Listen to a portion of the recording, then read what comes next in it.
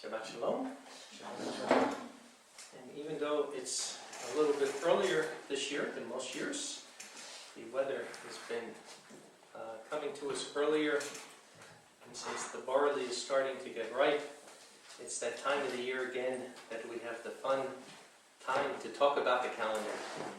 Years back I used to hate it. It was my unfun time because of all the crazy stuff with the calendar, but now I really enjoy it because being here in Israel, you can actually see it. You see the calendar. You don't just have to look at it.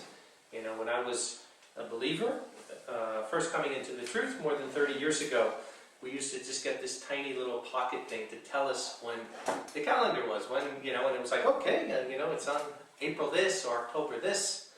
And then many, many years later, as you start to study it and you find out of Yahweh's biblical calendar, you find out that here in Israel, which the biblical calendar is based on, that you can actually see it. You can see all the agriculture and see the things coming to confirm it. So we will talk about that today. The other thing, before we start into it, is that what I found throughout the years, and like I said, I've studied this now for about 20 years, is that most people really don't understand the calendar. When somebody was trying to tell me about the month starting by the crescent, they gave me 15 or 20 hours of videotapes, back then. And watching this, really, when you really think about it, I would say 95% of the things I've seen of calendar papers and calendar books, and I've read a lot of them, have hardly any scriptures, if that. So if you're a crescent keeper, the reason for that is you can't find it in the scripture. You can't find one scripture even remotely that says we need to go and cite a crescent for the beginning of the month. We'll talk about that in a little bit. But I think when most people that I find talking to at the calendar, they really don't understand the concept of any of it. So, and a lot of times somebody is arguing against themselves. So my first question I like to ask somebody, and Yahweh willing we'll get this online, is we're not in year one. It's not 1 year that's lasted 6,000 years. If you go by the Jewish calendar, it's the year 57 something, whatever it is, 68 or something like that. If you're in the Roman calendar, we're in the year 2014. If you're in the biblical calendar, we're close to the year 6000. We don't know exactly, but we're getting close to it. But certainly we're not in year one. We haven't had one continual year. So if we're going to go from year to year, there has to be a dividing point.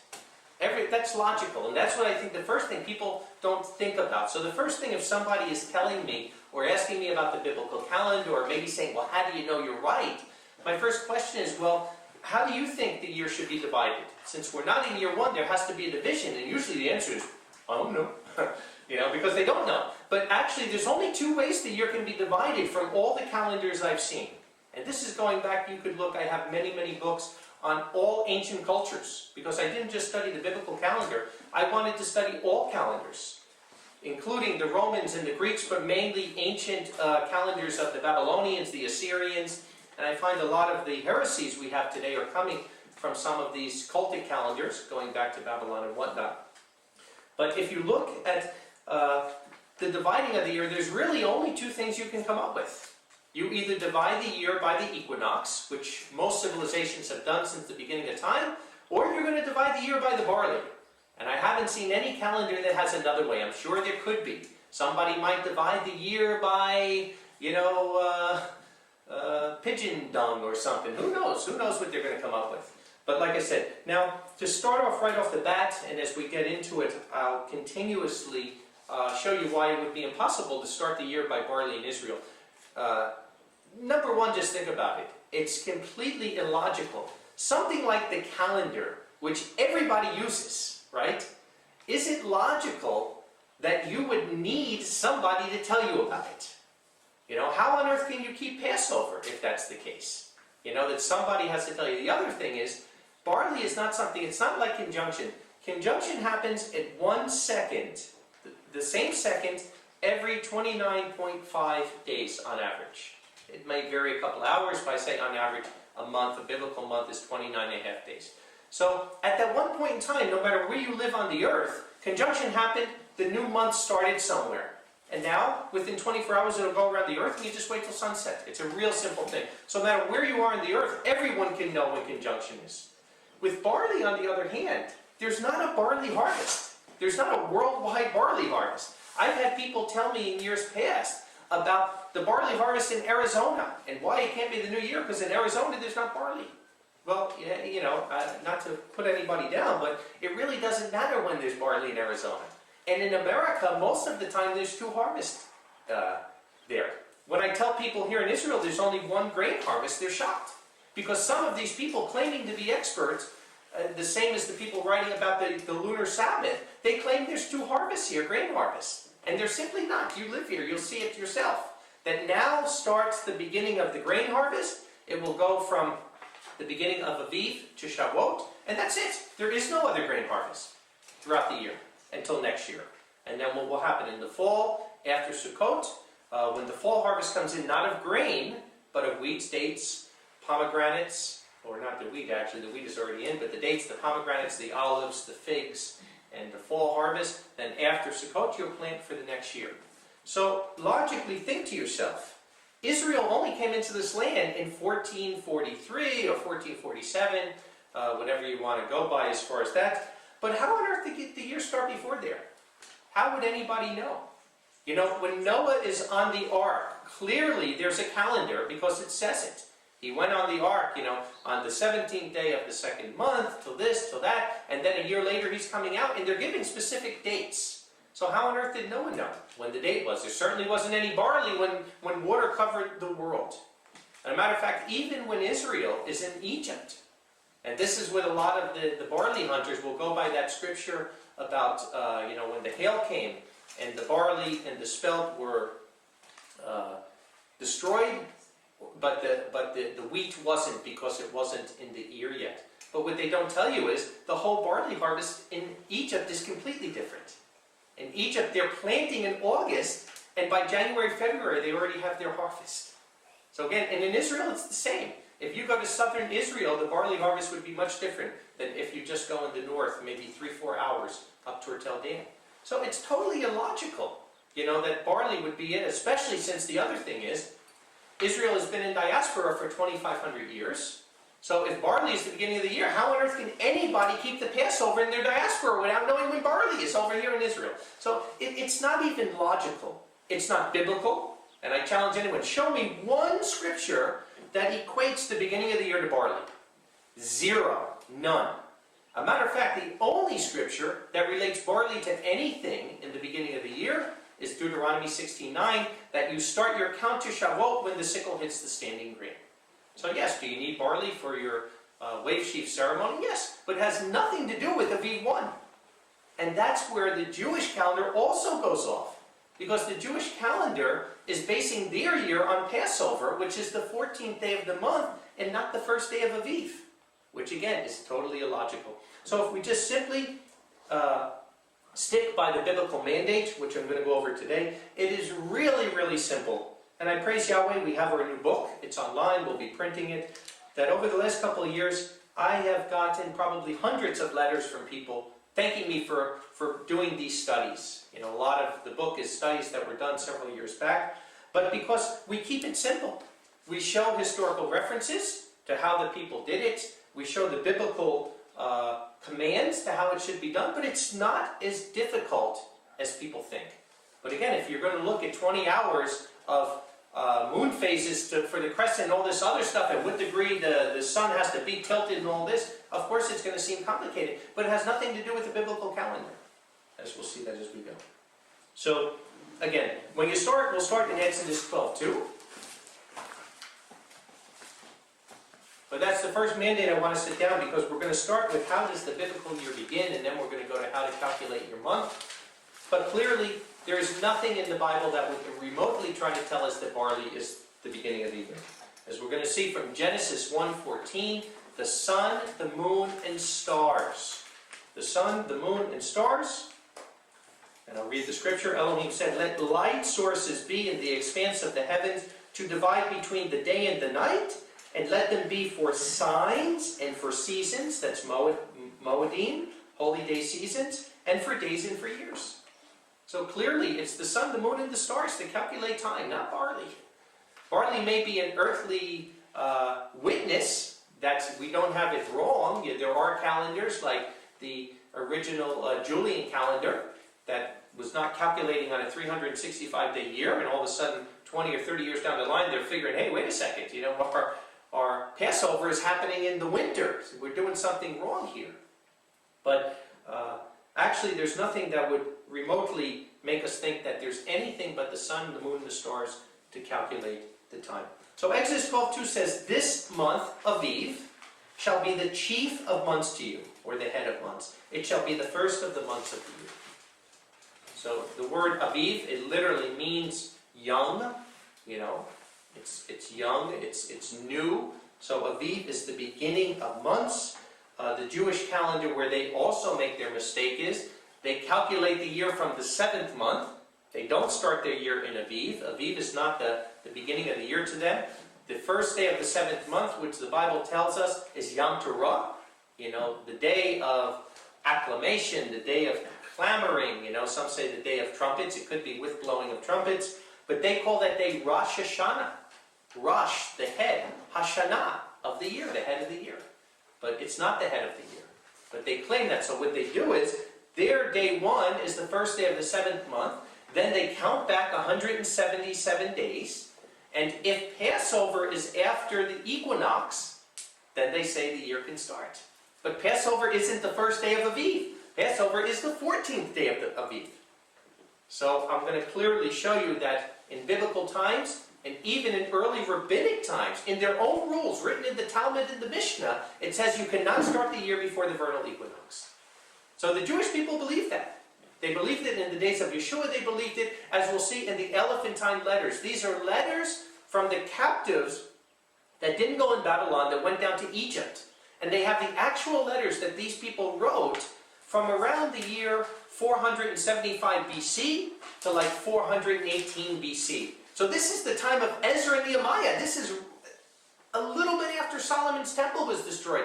And in every single letter, it's double dated. It's double dated with the Hebrew date and the Egyptian date, and all letters no year starting before the vernal equinox. And they clearly say it in their records. So we know how they did it. And like I said, when people say, well, I'm not sure if that's right, it's somebody who doesn't understand anything about the calendar, because when you ask them, well, how do you think the year starts? You get, oh no. So if you study it, there's not a lot of ways. There's not a lot of ways that you could split the year up. But there has to be an ending of one year and the beginning of another year.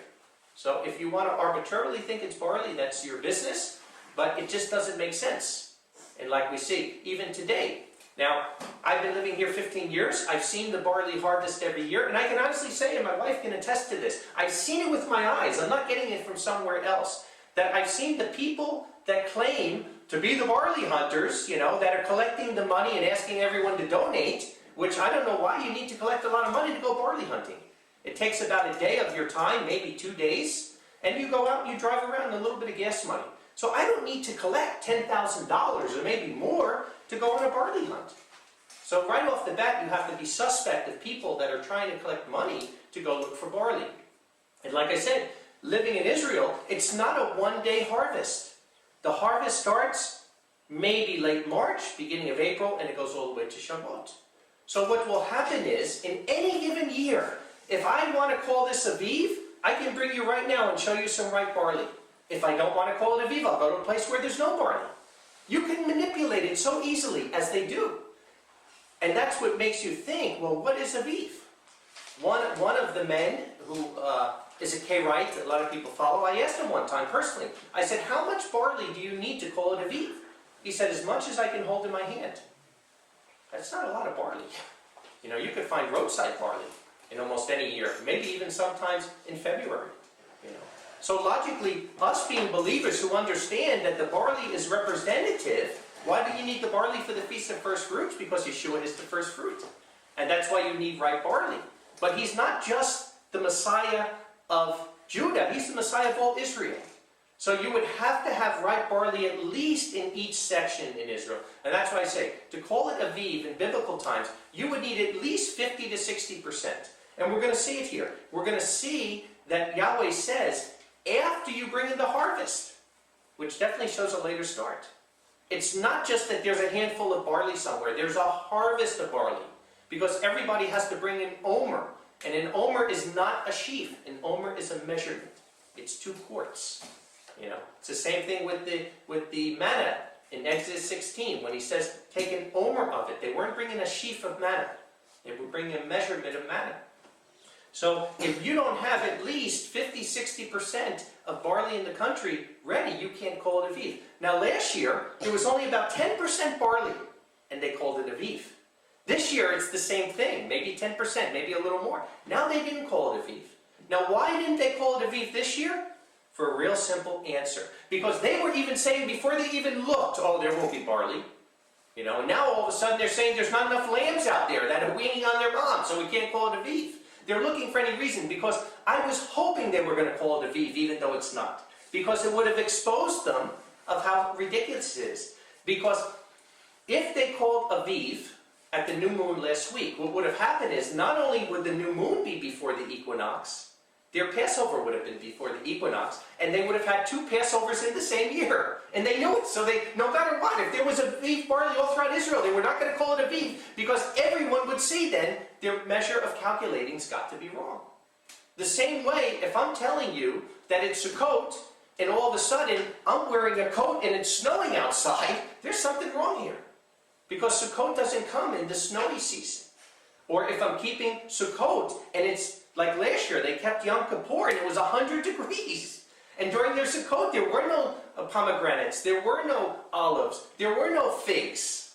And they're calling it Sukkot in the middle of the summer. Something is wrong. And that's the point. The sun, the moon, and the stars calculate the time, and the harvest is that you know whether you got it right or not. The harvest here in the land. That it is the witness, the earthly witness of the heavenly signs. So I can tell you firsthand, you know, that Yahweh would never do that. He would never leave something as important to his calculation of Passover, something that believers are commanded to keep all over the world, to some guy over here running around looking for barley. It doesn't work that way. That's the Nicolaitans spirit. That's the spirit of the Pope. That's the spirit of Constantine. Wait a second, you can't start your year until I tell you. Okay, start your year. You know, now hail to me while you're doing it. Oh, and by the way, send your money through PayPal. All donations are appreciated and accepted. It's not the way Yahweh works.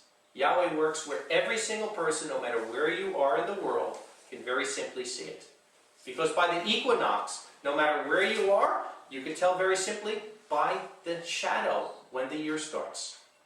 And at the temple, Solomon built the temple. It talks about, Jack Finnegan talks about this in his book about Bible chronology.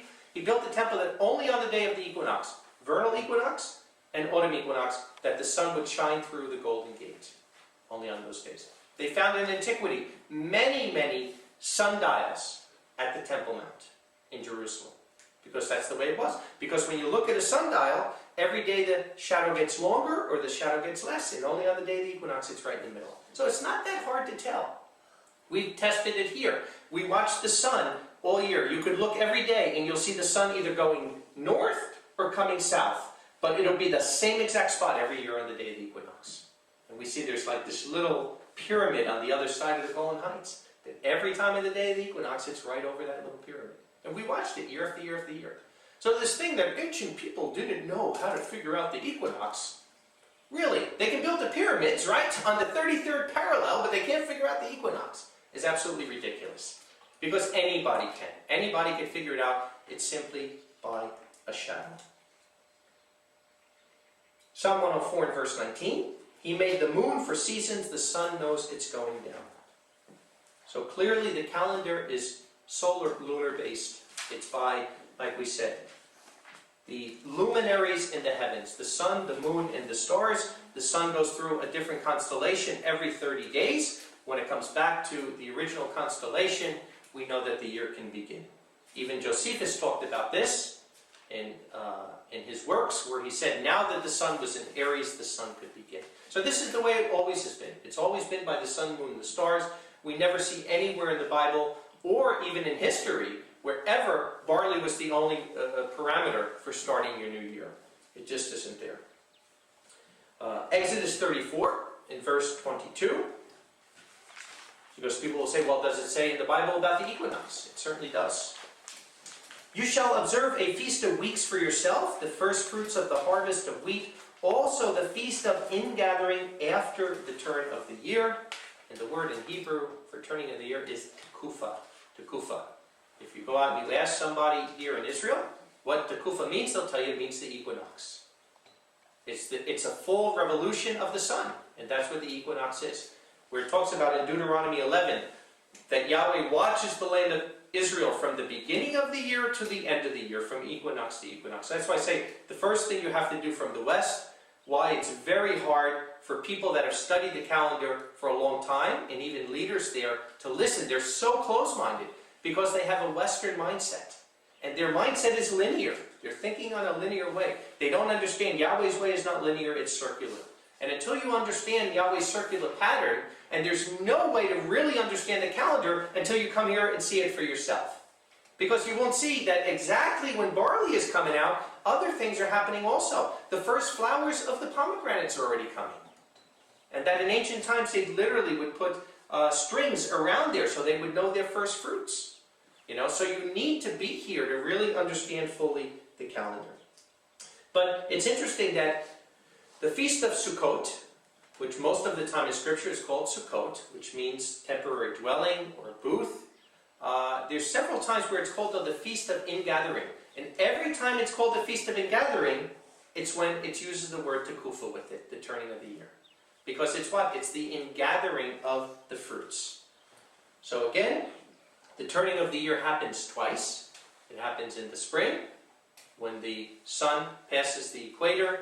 At the vernal equinox, it happens in the fall, when it goes on the other side and it passes the equator back on the other side at the autumn equinox. Twice a year, the turning of the year happens. And the Bible tells us, you shall observe a feast of weeks for yourself, the first fruits of the harvest of wheat, also the feast of ingathering after the turn of the year, after the tekufa. So like last year the Jewish calendar started their year before the equinox. So what happened? Their Sukkot was also before the equinox. So they started Sukkot in the summer. And it's not a summer holy day. So that's why you had Yom Kippur, it was 105 degrees, that's why they didn't have a harvest. And like I said, logically think to yourself, if you're an Israelite and you're living 2,000 or 3,000 years ago, and you worked your whole, whether it's the spring harvest, you worked all winter to get your wheat, or you worked all summer to get your grain, are you really going to say, hey, you know what? It's time to go to Jerusalem for the feast, and nothing's ready yet. So remember, it's not just a week for the feast, it's about a week to get there. It's 8 days for the feast itself, whether it's the spring or the fall. Usually you're going to stay a couple extra days. You're not getting just the day you're getting there. Some people would stay 2 or 3 weeks to visit family, and then it's a week back. So minimal is a month. So if you left too early and you didn't have a harvest, what's going to happen? You're going to go to the feast and you're going to come back and now all your fruits are laying on the ground rotten. And part of the command wasn't just going to Jerusalem, it's bringing the harvest fruits. It's going there in thanking Yahweh. So clearly, you have a later feast instead of earlier one. If we go to Leviticus 23 and verse 10.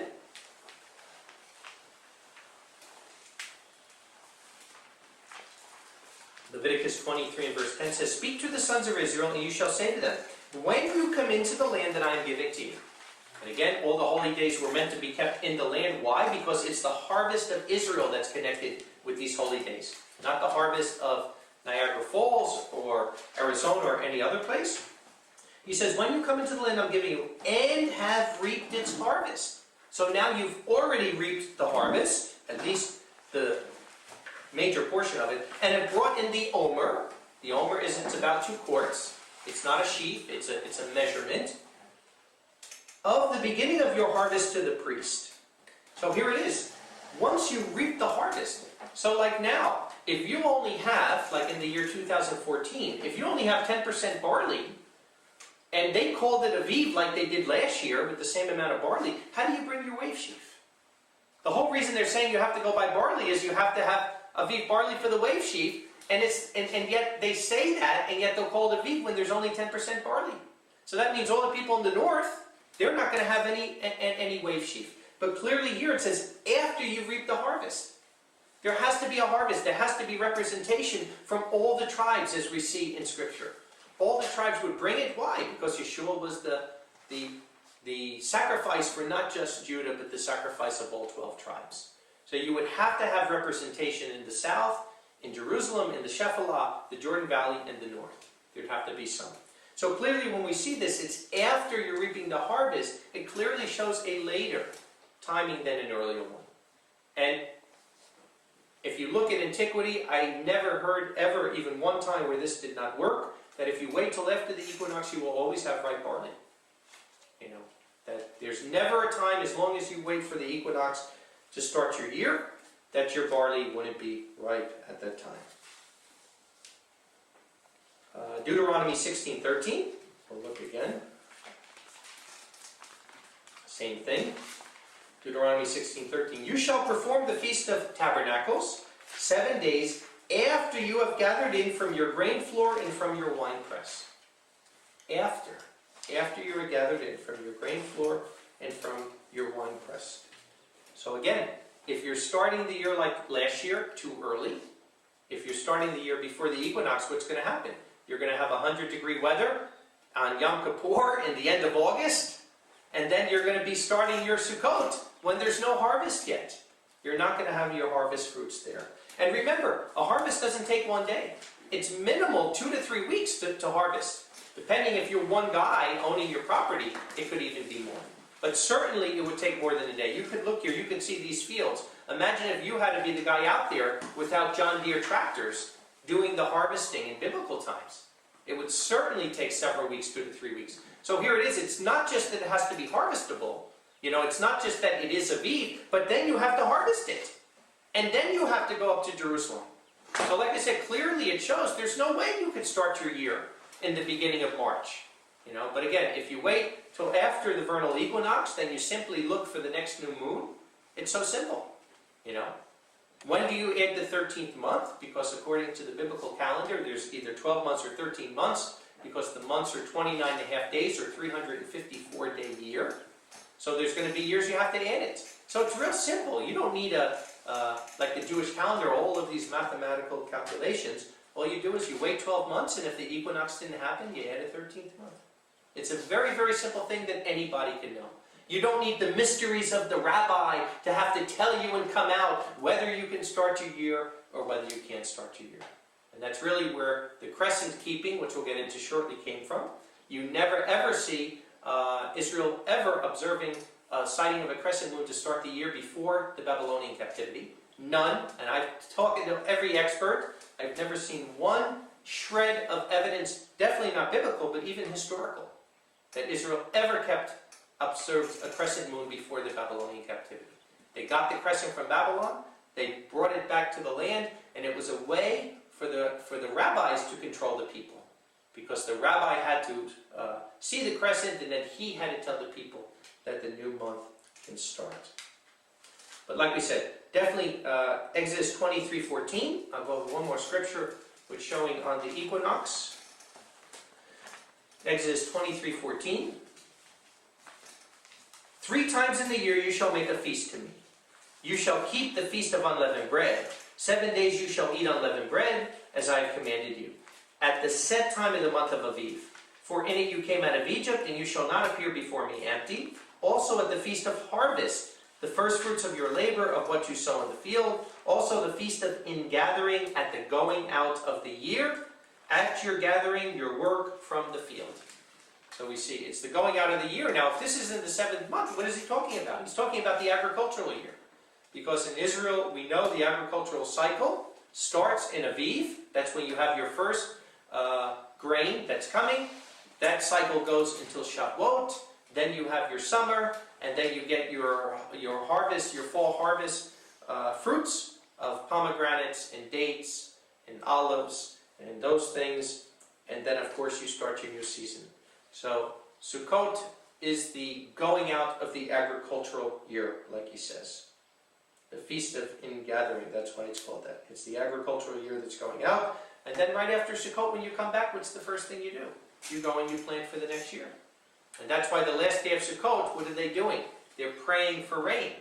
Because if you come back and you put your seeds in the ground and you don't get any rain, what's going to happen? They can blow away, birds can eat it, anything. but you're certainly not going to have any fruit starting from that point. And as we know in Israel, that it's a very, very unique growing cycle, because even when the rains start, if you don't get that early rain in October, November, and then nothing came up, when it starts to rain in December, January, it'll be too cold. It'll be too cold for the grain to manifest, because that's what happens. If you get the early rain, as you've seen, it comes up like grass, little grass, but then it doesn't grow from there, because when the coldness comes, it goes dormant. So when you're getting all that rain in the ground, it might be going into the roots, but nothing's growing because it's too cold. And then all of a sudden, once the weather now starts coming, when the changing of the year, all that rain is all soaked in the ground. As soon as the hot weather comes, boom! Look how quick, right? It only took maybe 2 weeks for that grain to grow about a foot. It's unbelievable, once Aviv comes, how quickly it comes. So that's the agricultural cycle that happens here. And like I was saying, the main reason why the barley hunters this year would not tell you it's barley, even though, according to their own standard, they should have called it Aviv. I don't believe it's Aviv, but they do. Is because of Exodus 13:10. You shall therefore keep this ordinance Passover in his season from year to year. And if they would have called Aviv last week, they would have had 2 Passovers in the same year. So that's why they had to say that there wasn't Aviv and make up any excuse for it. But literally, if they would just keep to the biblical mandate of making sure there's Aviv in all areas, you wouldn't have this problem. Because if you wait till the equinox, it's a moot point. Barley is not the parameter to start the year. Barley is simply something that you need for the Feast of First Fruits. Which the Feast of First Fruits, it's the first day of the week during Passover. So it can be as early as the 16th day of the first month, or it can be as late as the 21st, 22nd day. Well, not 22nd, but maybe 21st day of the month. So, since it's already 16 to 20 days after Aviv, it can't be the parameter for the start of the year, because you're already 20 days into your new year. And like I said, as long as you wait for the equinox, you'll always have barley for that time. 2 Chronicles 24:23. We see the word again, the tekufa. And it happened at the turn of the year that the army of Syria came up against him. So the turn of the year. Tekufa, clearly when we look in the Bible, that's the parameter. The separating of the seasons. And again, some places you live, like in America, you have 4 seasons. You have winter, summer, fall, and spring. But in Israel, we only have 2 seasons. 2 Chronicles 24:23. And it happened at the turn of the year that the army of Syria came up.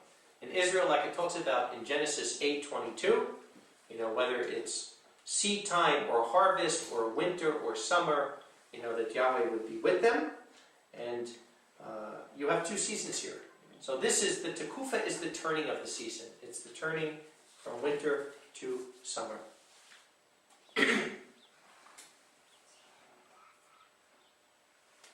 Another thing that people misrepresent is somehow they think that the Jewish calendar that's being used today is the calendar used by Yeshua in the 1st century.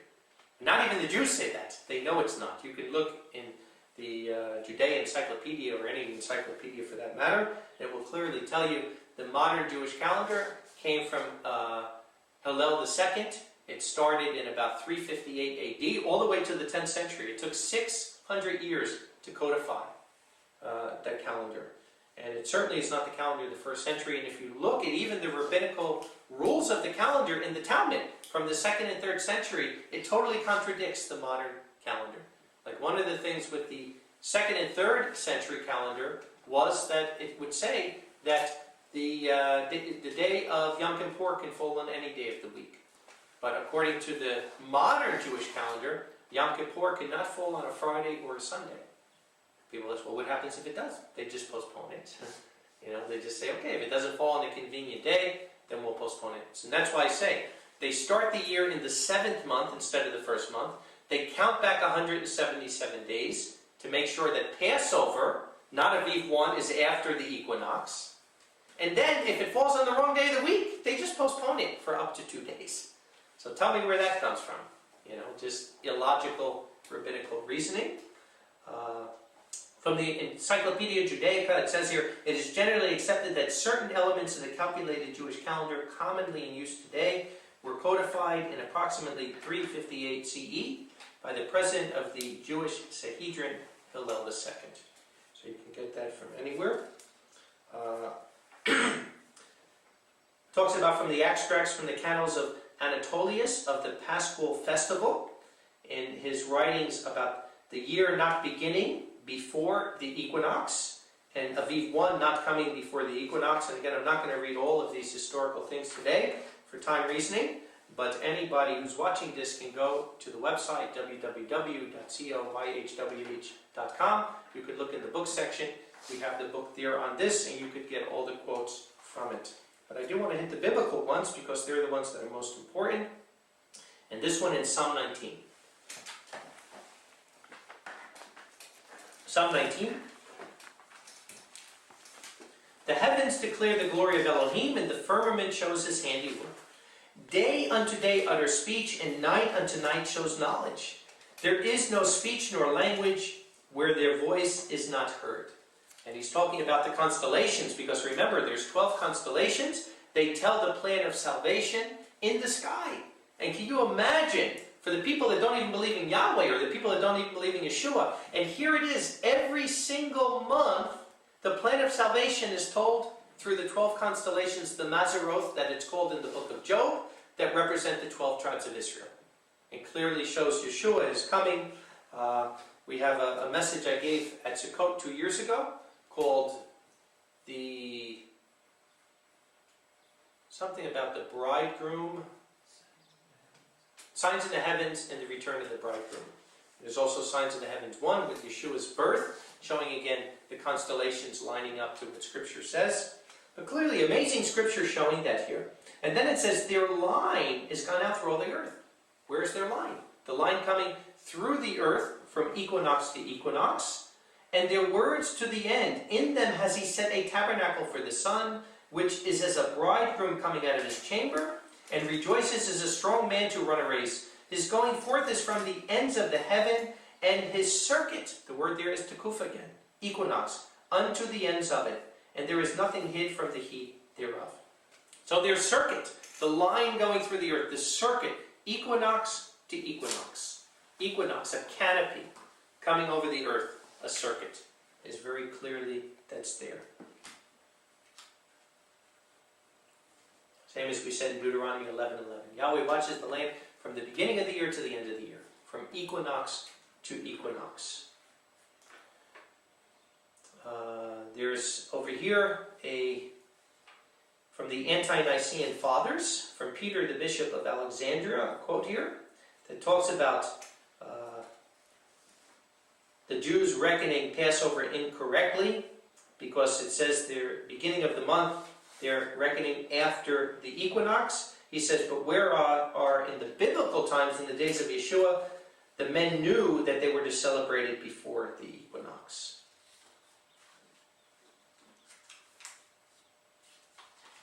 Like I mentioned, the Elephantine letters, going back between the years 471 to 402 BC. Like I said, the very time of Ezra and Nehemiah, all showing a new year beginning in Aviv 1 only after the equinox. Every single year, every single letter for those some odd 70 years, everyone would only start after the equinox.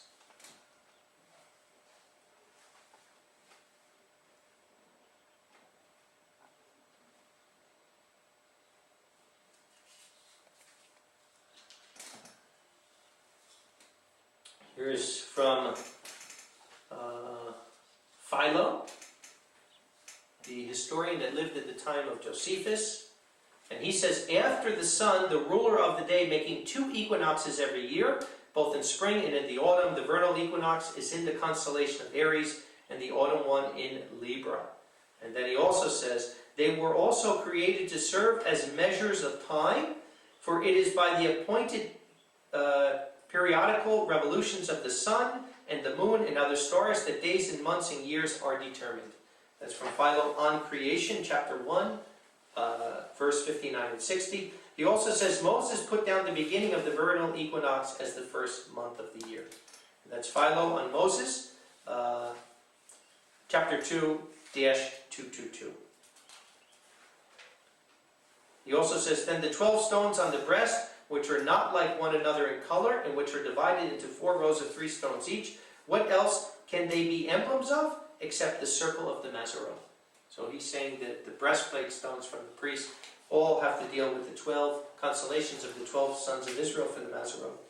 And he says, which make up the seasons of the year, the spring, the summer, the autumn, and the winter, distinguishing the 4 changes, the 2 solstices, and the 2 equinoxes, each of which has its limit of 3 signs of the Mazaroth by the revolution of the sun, according to that unchangeable and most lasting and really divine ratio which exists in numbers. That's again coming from Philo.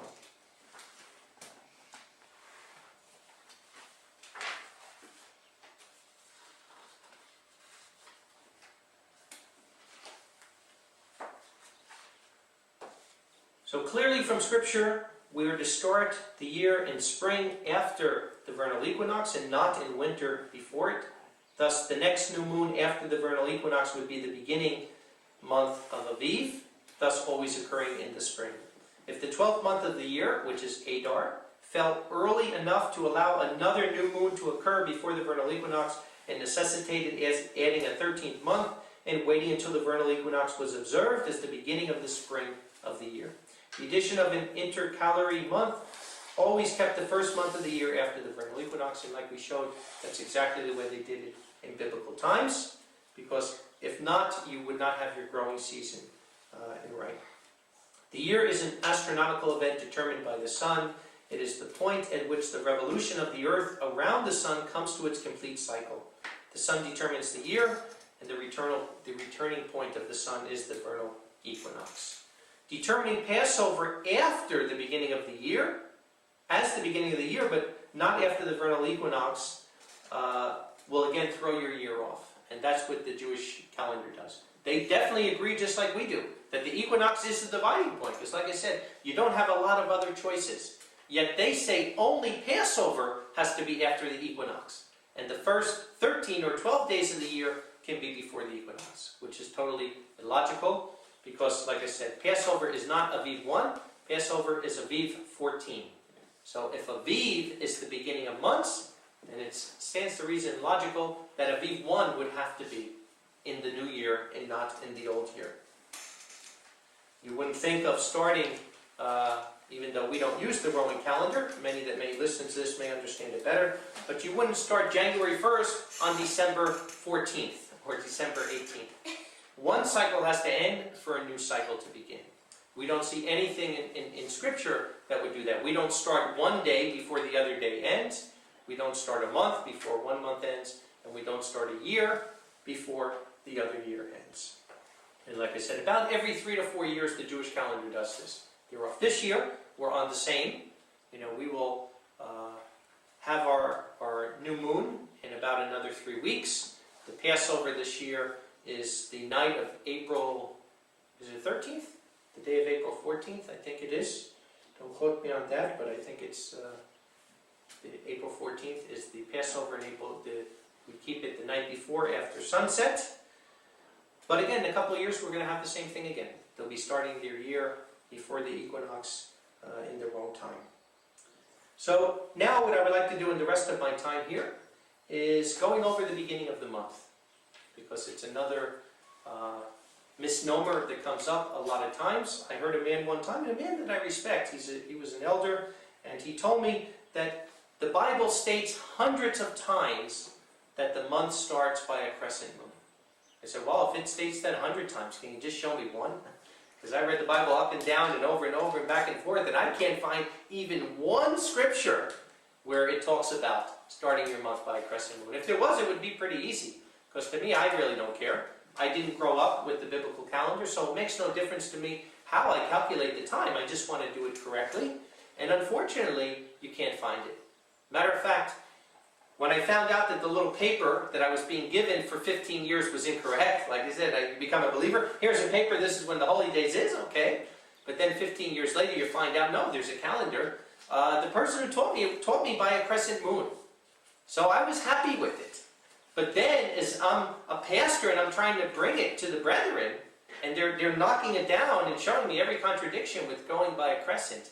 I had two choices to make. I can either change and start keeping the truth of what's shown, or you can try to deny it and run from it like people do for years. So again, truth is always our best way of going. And like I'm going to prove to you probably in the next 20 minutes, you don't have to take that long to do it.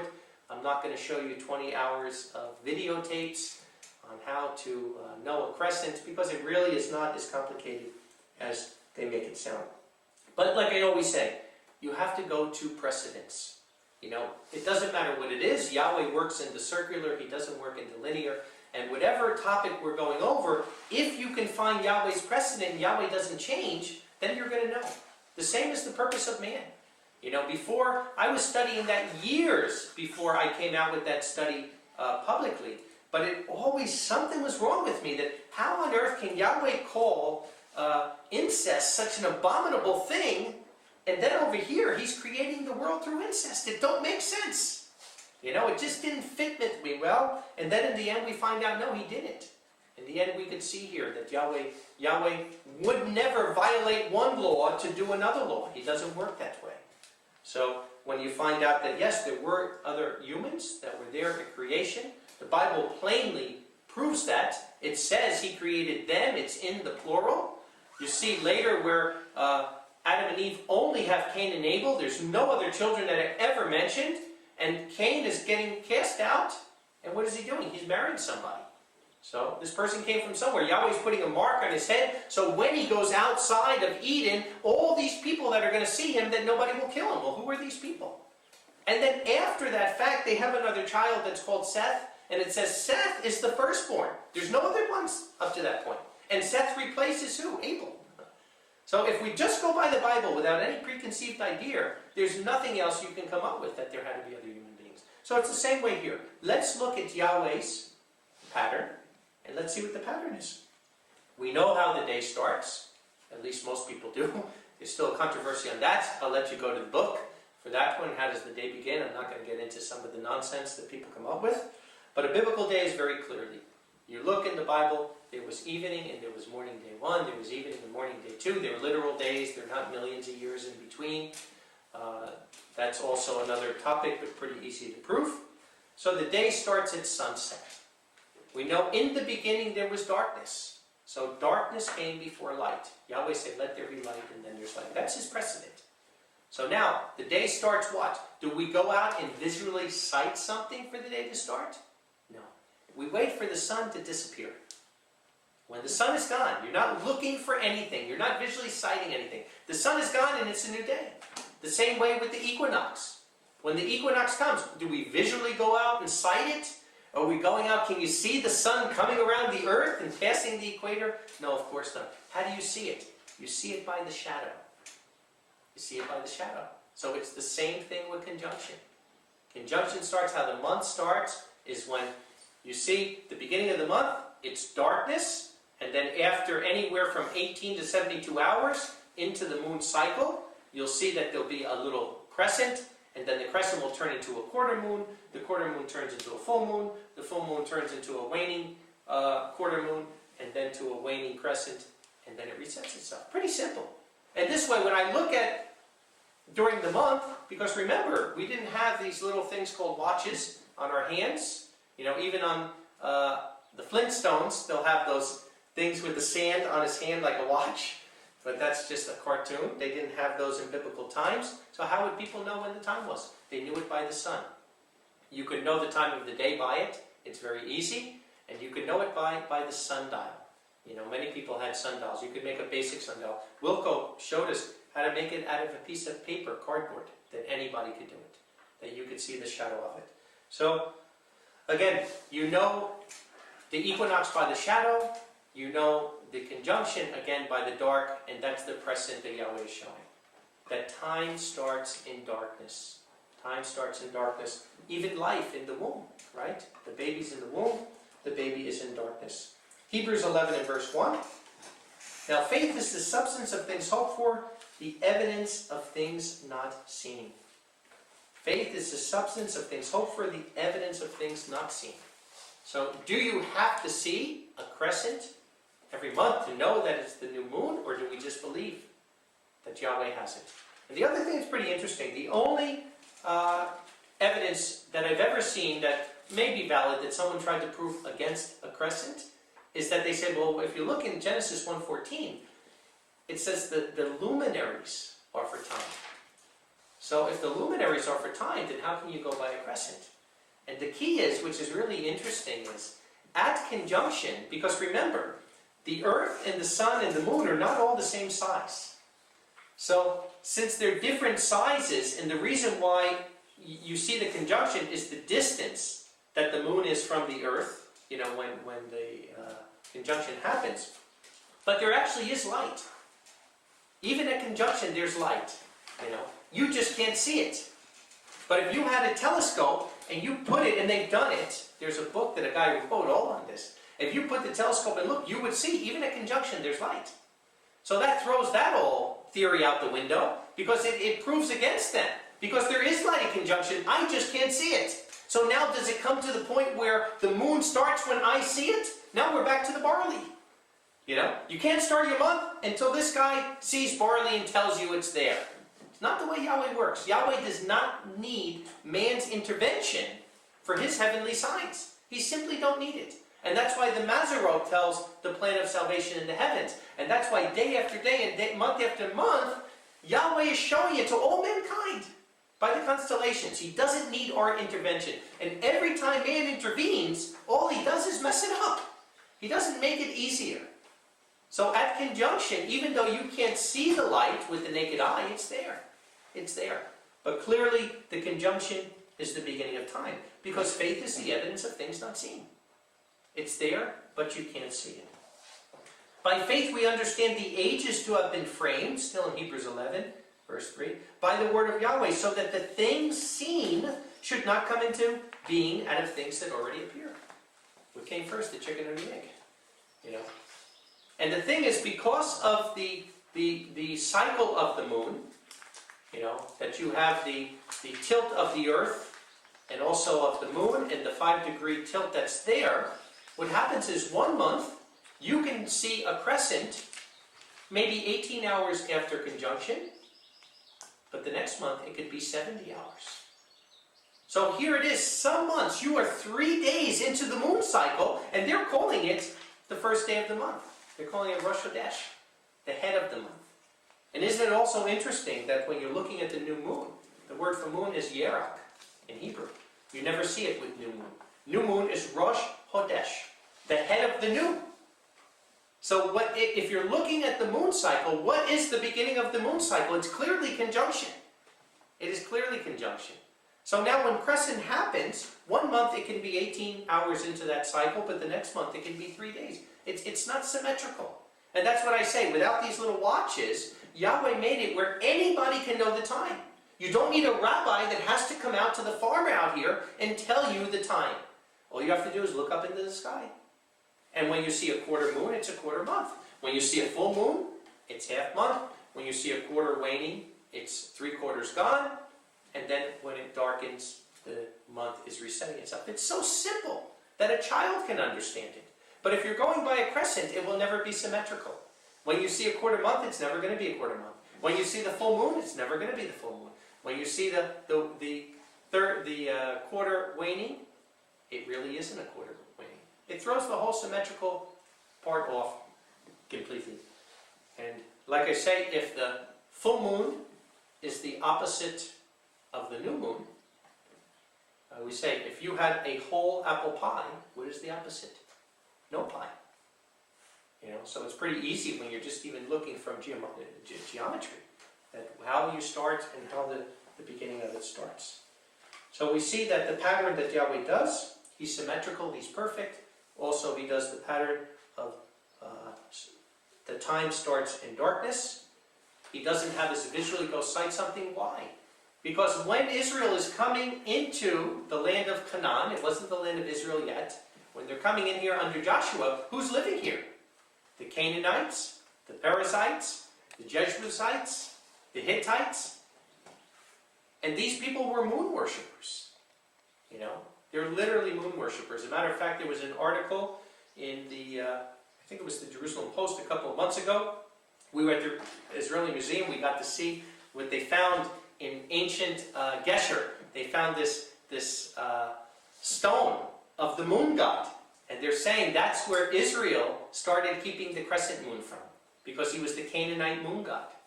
You know, and would Yahweh really, when he's telling them to stay away from paganism, and he's warning them not to go into paganism, and he even gives them a commandment, and I want to get into here, Deuteronomy 4:19. What does he say?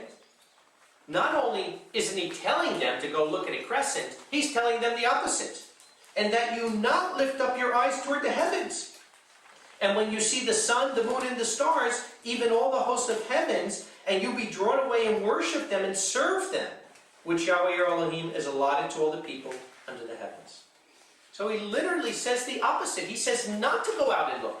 Why? Because if they go out and look, they're going to start to worship. This was the propensity of these people. This was the mindset.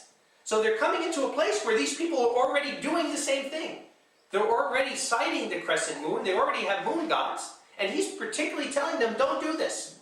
Don't go out and look at a crescent every month, because then you're going to start worshiping. And I said that. We could show extremely clear from Scripture, the day starts at sunset, the day doesn't start at sunrise.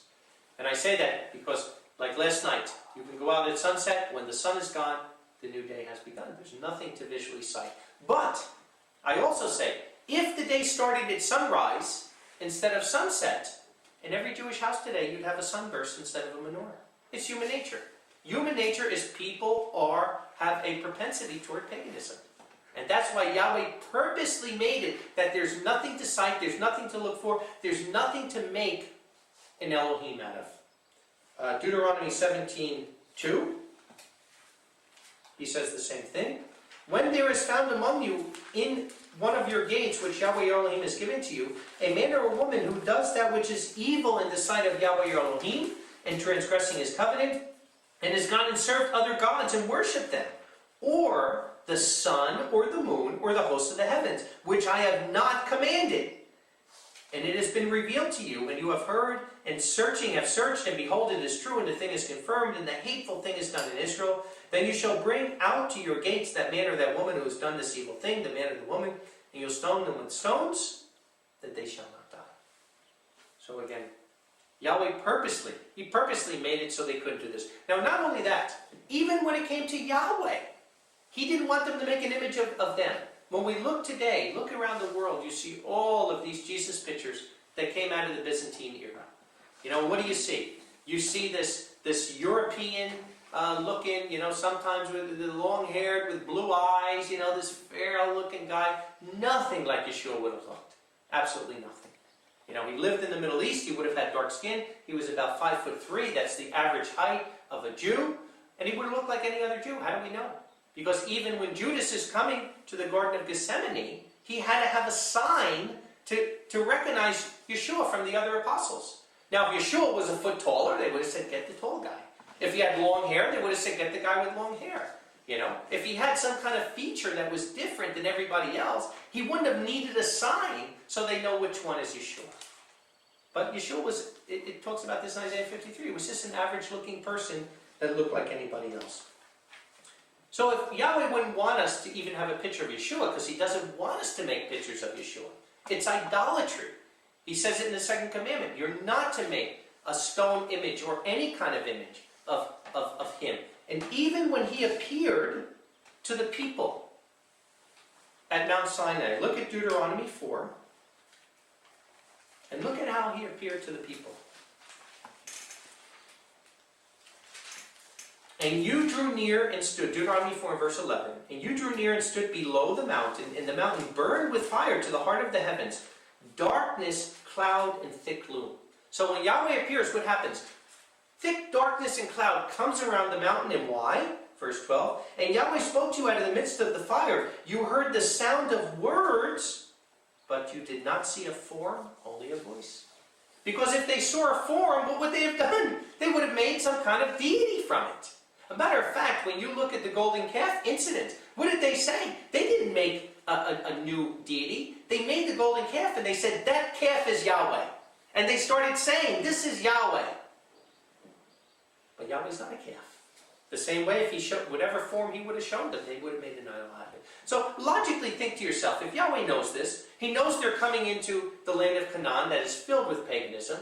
Matter of fact, 3 times he has to say, don't boil a kid in its mother's milk, which was a Canaanite practice. You know, not once, but 3 times he has to say it. Because why? He doesn't want them acting like pagans. He doesn't want them looking like pagans. Another thing they did, they had cultic goatee beards.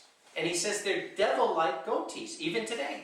You know, go on the website to the Church of Satan, and you'll see the leader of the Church of Satan has a goatee, devil-like beard. So what does he say? Don't do it. Don't shave the corners of your beard, because I don't want you looking like a devil god. It's pretty simple. You know, if we're going to worship the one true Elohim, why would we want to look like a false Elohim? Does that make any sense? Of course not. So would it make any sense when you're coming into the land of Canaan and they're worshiping the moon god that he's going to tell them every month to go out and sight a crescent moon? Of course not. Because even with himself he wouldn't let them see his image, so he wouldn't do that. And he purposely, like the scriptures we just read, not only doesn't he command them to do it, he says, don't do it.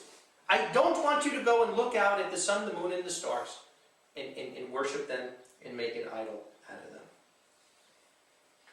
The other thing that's interesting is that I told you the gentleman that I knew, a man that I respected a lot, who was an elder, who said it's more than 100 times in the Bible about the crescent moon, and of course it's not there once as far as new moon. Every time the word new moon is there, it's Rosh Chodesh, which literally means the head of the new. Also, when you look at Israel or Hebrew being a pictographic language, it was one of the things I thought of years back. I said, you know what? Let me look at the pictograph that's there for new moon. And if you take the word for new moon and you look at the pictograph, it literally is the separation or the fence of the cycle of the consuming moon. See, the moon never stops, even in conjunction. Everything doesn't freeze, you know, like everyone stop now. Okay, now you can go. No, it's always moving. And the sun's going this way, the earth's going this way, and the moon's going this way. But there's that 1 second where they all line up and they keep moving. So, the separation of the moon cycle is conjunction. There's nothing else where everything lines up completely. That is the only time where it's the separation of the moon cycle. And that's the word picture for it. So I thought, wow, this is great. This clearly shows that it has to be. The other thing, though, is like I said, although whenever it's talking about the new moon, never even once does it use the word crescent. The Bible does use the word crescent 3 times. But it doesn't use it with the new moon, it uses it with occultism. It uses it with paganism. One of the scriptures is Isaiah 3, 18 and 19.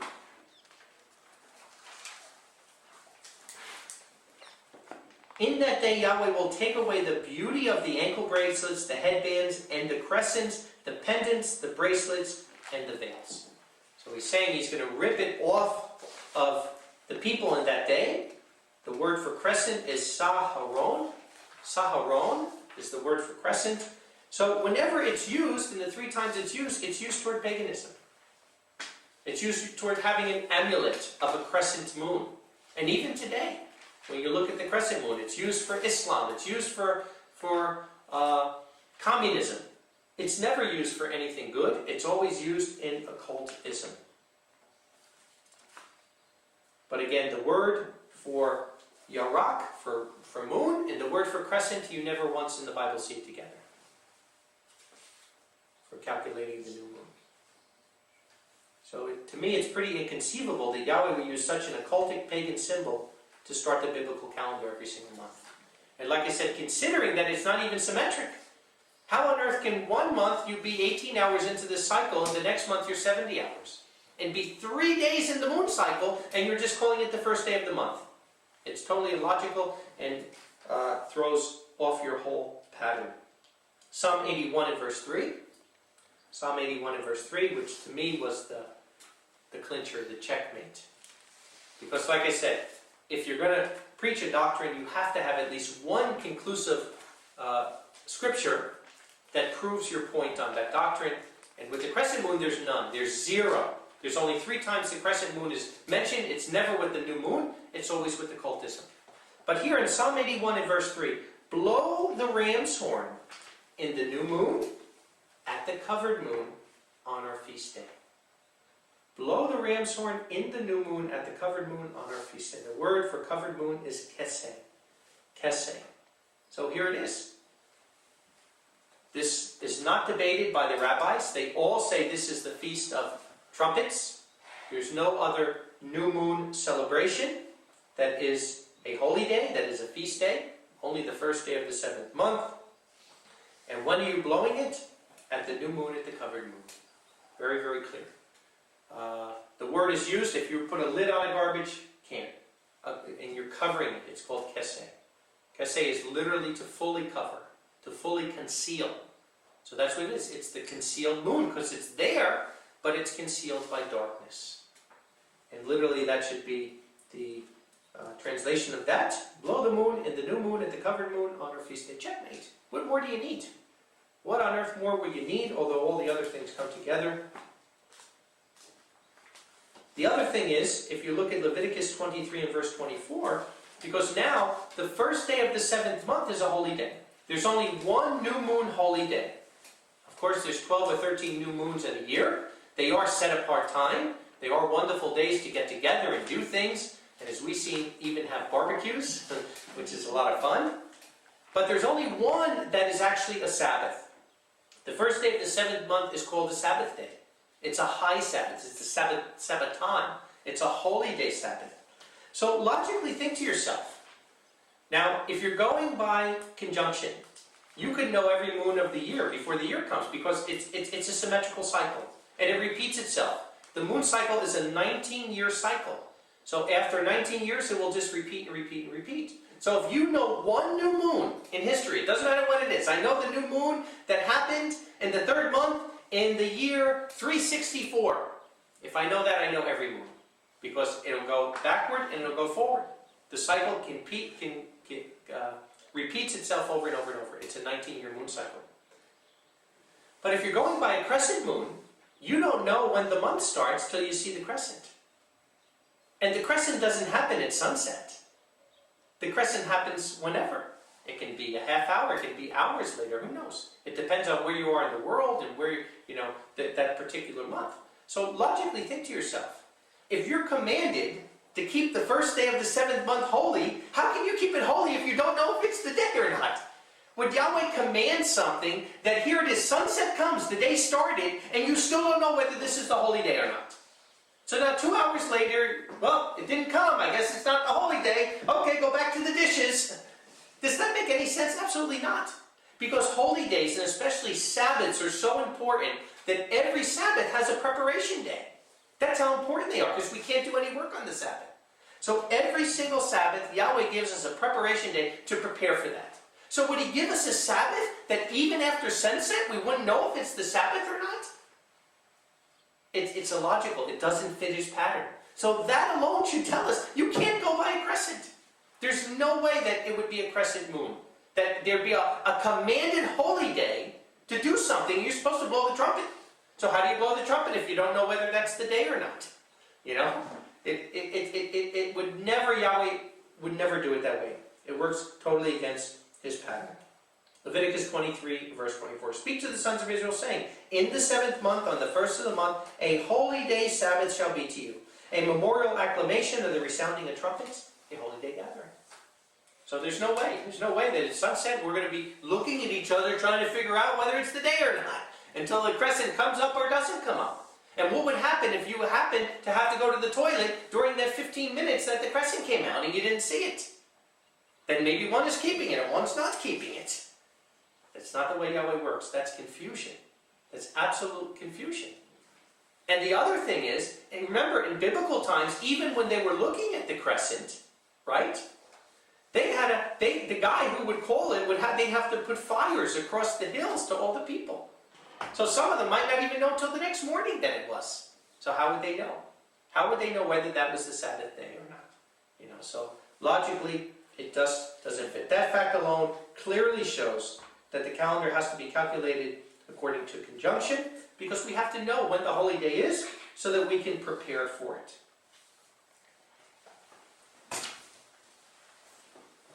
I have, like I said, I think I've shown conclusive evidence of Scripture to show that the month starts by conjunction.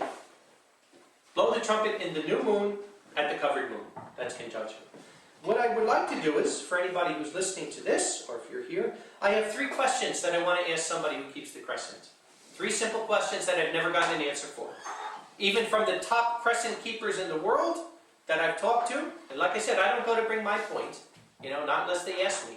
I go to learn, because maybe I could be wrong. But I've asked this question to every single person who's a crescent keeper, and I've never got an answer. Here are the 3 questions I want to ask. Number 1, what do you do if it's cloudy? What do you do if it's cloudy? See, one of the big things with the crescent people is, it's so important that you have to keep the new moon right. And if you don't keep it right, some of them even say you're going to hell and all these things. Well, what if it's cloudy? How do you know whether the crescent's out or not? And the answer is, well, if it's cloudy, we keep it the next day. But what if it was there? You're keeping it the next day, but that doesn't solve the problem. So it's just like if I went to the toilet and I didn't see it. Then I'll keep it the next day. That's not an option. There's the first day of the 7th month is a Sabbath. It's a holy day. And if you keep that one wrong, that means you're going to keep Yom Kippur wrong. If you miss the first new moon of the first month, that means you're going to keep Passover on the wrong day. Well, I wouldn't want to do that when the children of Israel, the death angel's coming. I wouldn't want to be a day late. What if it was cloudy on that night when the death angel was passing? Well, we'll do it tomorrow. You wake up the next day and half the people are dead. So logically think to yourself, it can't work that way. It can't work that you're commanded to do something that you can't do if it's cloudy. It just logically wouldn't be that way. Because cloudiness doesn't change the fact whether it's there or not. The same way, like I said, every month at conjunction there's light. The fact that we don't see it doesn't change the fact that it's there. So the same way, if there's a cloud and you can't see it, it doesn't change the fact that that might be the crescent that night. Doesn't change the fact at all. The second thing that I ask is, do you go by local sighting of the crescent in your local area, or do you go by the crescent sighting in Jerusalem? And it's debated with crescent keepers if you talk to them. Some go by local sighting, some want to go by Jerusalem. There's a problem to both ways, though. See, when I started keeping the biblical calendar, like I said, the first person who taught it to me was a crescent keeper. Now, I was a pastor of one congregation in New Jersey. I was a pastor of a second congregation in Pennsylvania, which was about an hour and a half away. In that year, the new moon was falling right at the time of the equinox. One congregation saw it, one congregation didn't. One was keeping the holy day then a month later than the other. And I'm saying, that's what got me thinking, there's something wrong here. There's no way, when Paul says, I want you all to be preaching the same thing, and there's only one day, 14th day of the first month, how can this congregation be keeping it here, and this one is keeping it a month later? So I knew that local sighting couldn't work. Because if you're doing local sighting, you can have up to 3 different days of the holy day, depending on where you're watching it. And Yahweh's not the author of confusion. There's one holy day, there's one Sabbath. There's not a Sabbath in North America on Sunday and a Sabbath in South America on Tuesday. There's one Sabbath day. It starts in 24 hours, it goes around the earth. We all keep the same Sabbath day. So it's got to be the same. So local sighting just didn't work. And anyway, the holy days are when you enter the land. So it's got to be. It's got to be. So people say, no, we go by Jerusalem sighting. Got another problem. Nobody was here for 2,500 years. So what were you doing? From the time of Yeshua, he told us, you must keep Passover every year. If you're waiting for the sighting of the new moon in Jerusalem, then you haven't kept the Passover in 2,520 years until 1948. And even far beyond that. Because there's only locally, maybe in the last 10 years, somebody here that's actually citing it and sending it out on the internet. Which again, what did you do before the internet? Even if there was somebody here. How would you know it? Be a lot of fires to start in Jerusalem and get all the way across to North America. How are you going to get your fires going across the Atlantic Ocean? It doesn't work.